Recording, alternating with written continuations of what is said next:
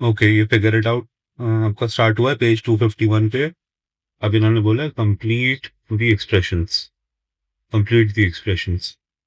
Okay, ये expressions में अब इन्होंने फर्स्ट वाले को देखते हैं। चलो फर्स्ट वाले को देखते हैं, इसमें पॉजिटिव का साइन है ना। तो प्लस 40 में कितना ऐड करोगे कि 200 आ जाए?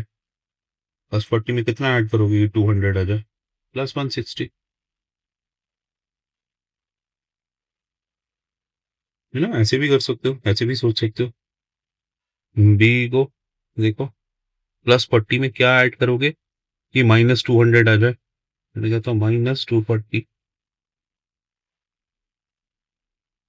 -240। ठीक है, अगर आप इसको starting floor plus movement will give you the target floor, या starting level plus movement give you the target level. इस तरह से सोचने आते हो, जो पॉजिटिव वाला आपका फॉर्मूला था, आप उस तरह से भी सोच सकते हो कि अगर आप ए वाले को देखो, अगर आपका स्टार्टिंग फ्लोर 40 है ना, और आपका टारगेट फ्लोर 200 दे रखा है, तो 40 से 200 पे जाने के लिए आपको क्या मूवमेंट करनी पड़ेगी? आपको 160 की मूवमेंट करनी पड़ेगी। आप डायरेक्टली ऐसे भी इसको सॉल्व कर सकते हो।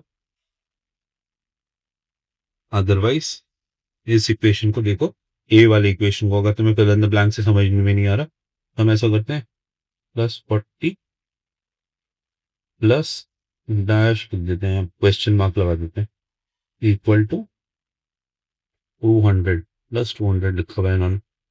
क्या मैं दोनों तरफ 40 माइनस कर दूं? इस क्वेश्चन मार्क के अलावा जितना नंबर है उसको माइनस कर देते हैं दोनों साइड से। तो यहाँ पे आ जाएगा -40 प्लस 40 प्लस क्वेश्चन मार्क। इसको ऐसे भी लिख सकते हो, +40 जो था इनका ऐसे लिख दिया, क्वेश्चन मार्क था उसको लिख दिया, और -40। तो दोनों तरफ से मैंने -40 लगाने की कोशिश कर रहा हूँ। ये लेफ्ट हैंड साइड है, राइट हैंड साइड पे क्या हो जाएगा?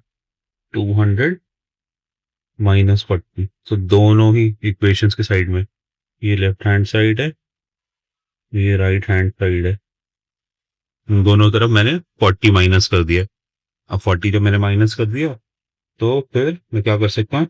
ये लेफ्ट हैंड साइड में, इस वाली साइड में, लेफ्ट हैंड साइड में +40 और -40 मिलके क्या हो जाएंगे? 0।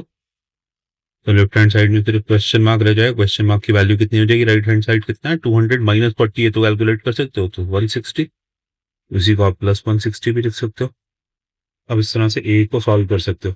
देखो, ए को सॉल्व करने के लिए एक और तरीका, ए के नीचे लिख रहा हूँ, +40 को सीधा मैं ब्रैकेट ओपन करके लिख रहा हूँ 40, और प्लस उसके बाद मैं क्वेश्चन मार्क लगा रहा हूँ, इज इक्वल टू 200। अब मैं इस वाले 40 को लेफ्ट हैंड साइड से उठा के इधर राइट हैंड साइड पे लेके जाऊंगा, तो डायरेक्टली इसका साइन चेंज हो जाएगा। इधर +40 है, उधर जाके -40 हो जाएगा। तो ये इक्वेशन बन जाएगी, question mark is equal to 200 -40। ये वाले 40 को, लेफ्ट हैंड साइड वाले 40 को दूसरी साइड ले गया, तो वो पॉजिटिव से नेगेटिव बन गए। ये सॉल्व करूंगा तो 160 डायरेक्टली सॉल्व हो सकता है। बी को देखो, बी की इक्वेशन को लिख रहा हूँ मैं, 40 प्लस 40 को ओपन किया तो 40 प्लस क्वेश्चन मार्क जो इन्होंने ब्लैंक दे रखा था उसको क्वेश्चन मार्क लिखा, और राइट हैंड साइड में -200। अब इस इक्वेशन में से लेफ्ट हैंड साइड से 40 को उठा के इधर लेके जाता हूँ, तो लेफ्ट हैंड साइड में सिर्फ क्वेश्चन मार्क रह जाएगा। लेफ्ट हैंड साइड में क्वेश्चन मार्क रह गया, राइट हैंड साइड में बन गया -200 -40। लेफ्ट हैंड साइड में 40 पॉजिटिव था, तो राइट में आया तो वो नेगेटिव में चला गया। तो इस तरह से -200 और -40 कितना होगा? दोनों नेगेटिव नंबर से ऐड हो जाएंगे और नेगेटिव का साइन आ जाएगा, -240। तो ये -240 लिखा था मैंने अपने अंदाजे से। एनीवेज, अब हम इसको मैथमेटिकल इक्वेशंस की तरह सॉल्व करते हैं। सी है, सी की इक्वेशन को लिख लेता हूँ, माइनस, सी सॉल्व कर रहे हैं, तो -40 प्लस जो ब्लैंक है उसको मैं क्वेश्चन मार्क ही लिख रहा हूँ। मैं इसको कोई अल्फाबेट भी मार्क कर सकता हूँ, जैसे लोग कहते हैं कि एक्स लिख लो and try to find the value of X. ठीक है, एक्स की जगह पे भी क्वेश्चन मार्क यूज कर रहे हैं, इज इक्वल टू 200। ठीक है, ये इक्वेशन है सी वाली। अब मैं इस -50 को उठा के इधर लेके जाऊंगा तो ये -50 की जगह पे +50 बन जाएगा। लेफ्ट हैंड साइड में सिर्फ एक क्वेश्चन मार्क रह गया और राइट हैंड साइड में हो गया 200, -50 को दूसरी साइड में शिफ्ट किया तो बन गया plus, which is equal to 250। तो इसके फिल इन द ब्लैंक में 250 या +250 लिख सकते हो आप, आगे ब्रैकेट है तो बनाओगे। ठीक है, तो -250 को सी को अगर देखोगे आंसर, -250 को जब ऐड करोगे 250 में तो क्या आंसर आएगा +200। ऐसे डायरेक्टली भी समझा जा सकता है। अब डी देखते हैं। डी में ब्रैकेट ओपन किया, इसको लिखा हमने -50 plus question mark is equal to -200। Again मैंने ये -50 को लेफ्ट हैंड साइड से राइट हैंड साइड पे शिफ्ट किया तो ये हो गया क्वेश्चन मार्क इक्वल्स टू -200, और ये -50 को दूसरी साइड शिफ्ट किया था तो वो पॉजिटिव में आ गया। तो -200 प्लस 50, -200 से राइट साइड में 50 टाइम्स चलोगे तो क्या आ जाएगा -150। ठीक है, ये -150 कैसे आ रहा है, आपने -200 प्लस 50 करा है ना, एक पॉजिटिव है एक नेगेटिव है, तो हम फंक्शन क्या अप्लाई करेंगे, हम माइनस करेंगे, बड़े से छोटे नंबर को माइनस कर देंगे। 200 में से 50 माइनस हुआ तो 150 आ गया, और साइन किसका लाएंगे, बड़े नंबर का 200 का, तो -150। इस तरह से इसका आंसर आ जाएगा डी का। अब ई की बात करते हैं। अब ई में इन्होंने नेगेटिव लगा रखा है बीच में, है ना, तो ई के लिए आप कौन सा फॉर्मूला याद रखते हो, ई के लिए आप याद रखते हो कि आपका target level minus starting level is giving you movement, कितना मूव करना है। सो अगर आपको -200 पे जाना है और आपका स्टार्टिंग -40 है ना, -40 पे खड़े हो और -200 पे जाना है, तो -40 से -200 नीचे की तरफ होगा, तो आपको नीचे की तरफ जाना है 160 और, तो उसका आंसर आना चाहिए -160। ठीक है, अगर सोच के कर रहे हो तो उस तरह से, ये फॉर्मूले की तरह से कर रहे हो। अब मैं इसको मैथमेटिकली करने की कोशिश करता हूँ। ये इक्वेशन बन जाएगी, इसी के नीचे लिख रहा हूँ -200, फर्स्ट ब्रैकेट ओपन किया तो माइनस में था नंबर तो मैंने उसको माइनस लिखा उसके आगे।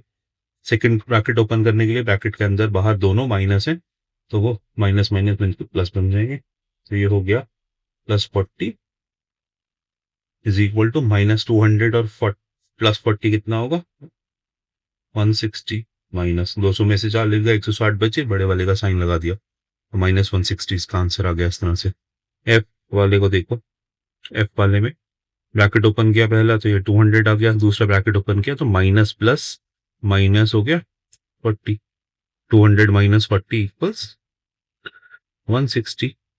यहाँ पे भी पॉजिटिव नंबर आ रहा है 160 आया ना, तो 160 आ गया, +160 भी लिख सकते हो आप इस तरह से। जी को देखते हैं। जी में लिखा है -200, पहला ब्रैकेट ओपन किया दूसरा ब्रैकेट ओपन किया, माइनस प्लस मिलके माइनस बन गया -40। इसका कितना आंसर आएगा, -200 और -40 कितने होते हैं -240। दोनों ही नंबर नेगेटिव हैं तो हमने उन दोनों को ऐड कर दिया और नेगेटिव का साइन लगा दिया। इट इज जस्ट लाइक कि 200 + 200 + 40 कितना होता है +240। इसी तरह -200 - 40 कितना होता है -240। ठीक है, तो इसका आंसर आ गया -240। आंसर आ गया -240। और ये अब कह रहे हैं कि check your answers by thinking about the movement in the mind shaft. तो आप माइंड शाफ्ट की मूवमेंट की तरह से भी इसको कंसिडर करके आप ये आंसर्स को चेक कर सकते हैं, है ना। उसके लिए दोनों फॉर्मूले अपने याद रखो, जहां पॉजिटिव आ रहा है, जहां पॉजिटिव आ रहा है उसका मतलब आपका starting level plus your movement will give you the target level, और जहां नेगेटिव आ रहा है उसमें target level minus starting level will give you movement. ये दोनों फॉर्मूले अगर आपको याद रहते हैं तो अच्छी बात है। जब हम बिल्डिंग ऑफ फन पढ़ रहे थे तो लेवल की जगह पे उसको फ्लोर कह रहे थे, जब माइंड शाफ्ट पढ़ रहे हैं तो उसको लेवल कह रहे हैं।